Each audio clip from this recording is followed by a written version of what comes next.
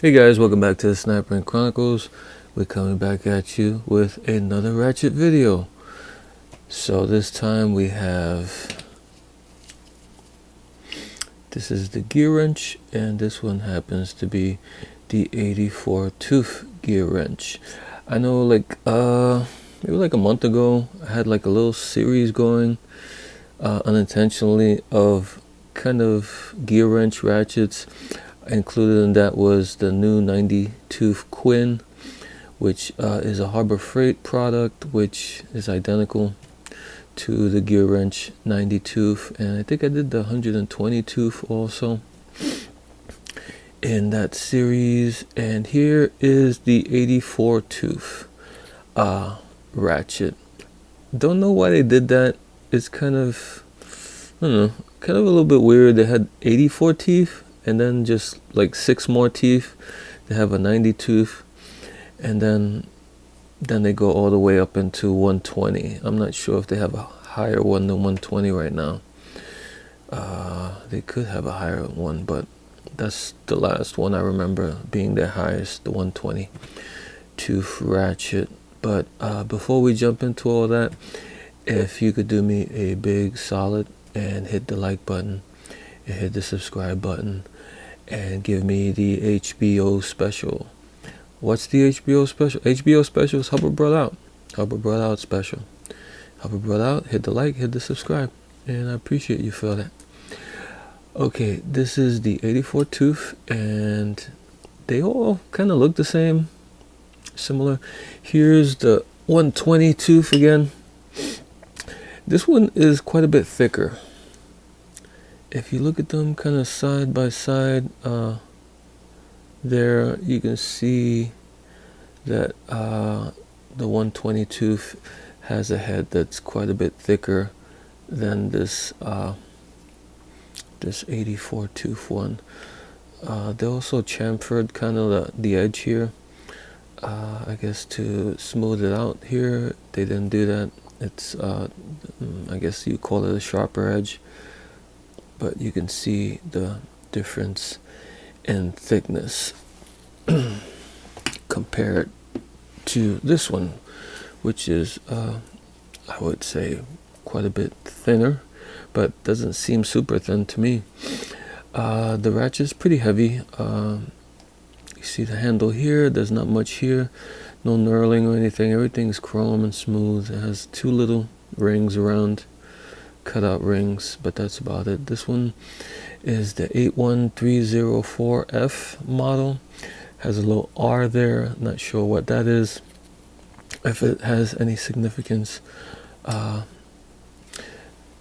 symbol, Gearwrench, and on and off are engraved or stamped, and the 84 is laser etched or something.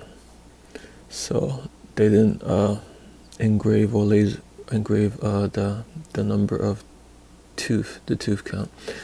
But I think this might be in a little bit earlier model, because later on models I've seen that they do have 80. Is it 84 or 90? I've definitely seen they had 90, and I think they did have 84 actually engraved, like these letters here, into the head. So I don't know, kind of weird. Usually it goes the other way. Usually they start out good by doing quality, and then they cheap out later on. This, I think they cheaped out earlier on, and then they started engraving the tooth count on it. So let's open it up and see what's inside this one. This is the 1/2 inch version, by the way. 1/2 inch dry version. Has a clip, snap ring.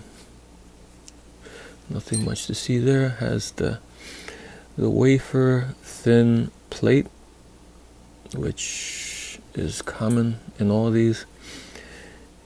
And here we have the gear. I like to hold down the pawl with my nail when I pull out the gear, just in case it wants to like spring out or anything. Here's your gear. Like we said, 84 teeth, flat back, no protrusions, flat bottom on the broaching also.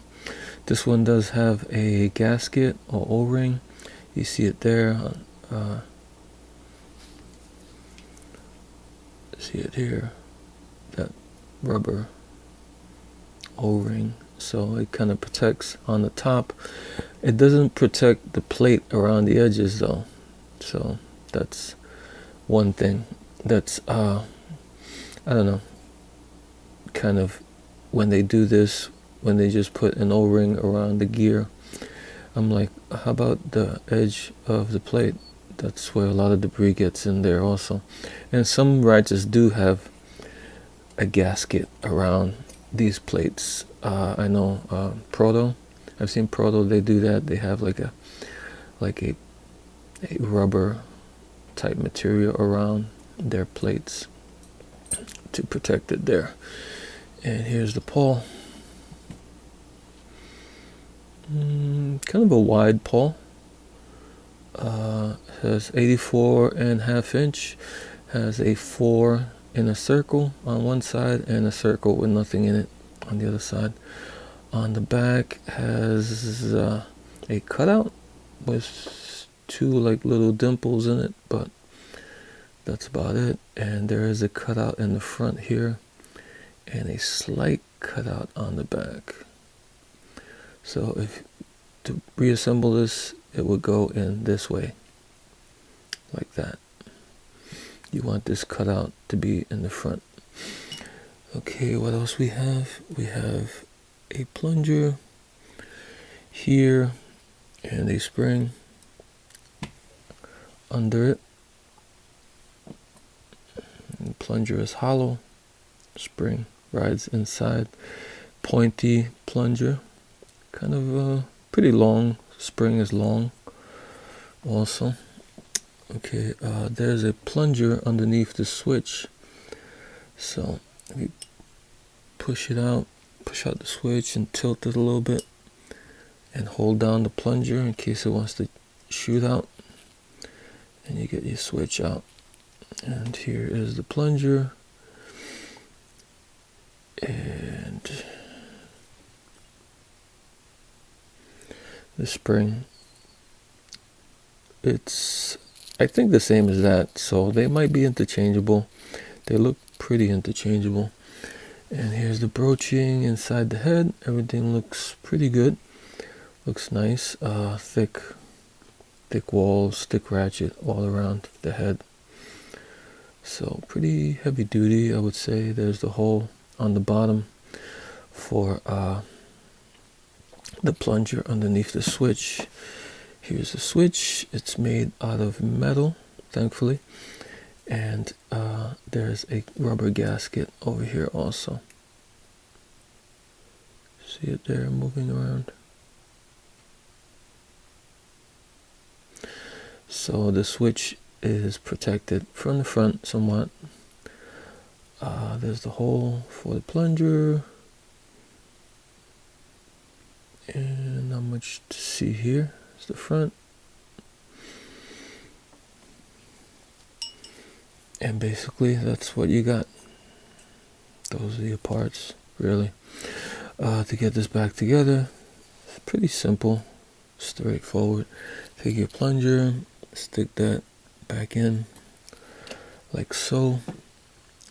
Push in your switch, and with something you might want to push down that plunger enough so you can get the switch in, and then you wiggle it in a little bit until, well, you might have to hold it like that from the back. And now you get your other plunger and you put that in the hole on top of the switch, like that. Put the pole, like I said, with the numbers facing out and the cutout, the big cutout facing out. And now you want to mash it down somewhat and hold it, and now you can drop the gear in. And this is what it looks like when it's ratcheting.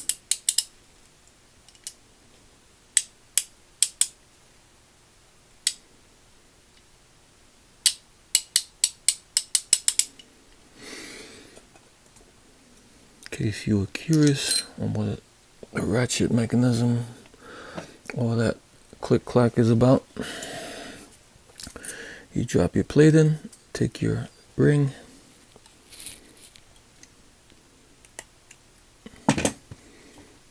mash it in, make sure it goes around the edge really good.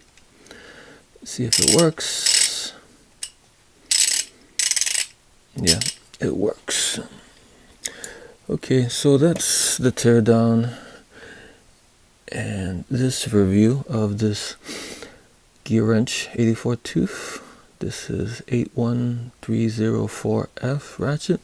Seems like a pretty good ratchet. This one's probably going to be cheaper than the 90 and the 120 tooth ratchets. This is probably a little bit more cheaper.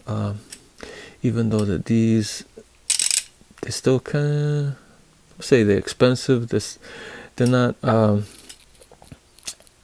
as cheap as, let's say, a Harbor Freight or like a Pittsburgh Pro or something. These kind of go into the icon area of expense, like the $30, $40, $50 range up there.